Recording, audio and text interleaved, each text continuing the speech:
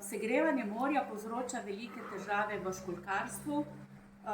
in je zelo prizadeto tudi pridelava školjk.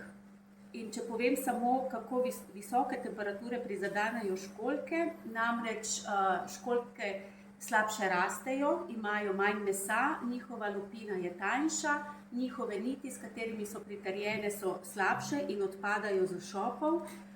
Težave so izjemno velike in niso prisotne samo v Sloveniji, ampak so prisotne po celem svetu, zato se z njimi raziskovalci veliko ukvarjajo. Od odločevalcev pa pričakujemo premišljene ukrepe,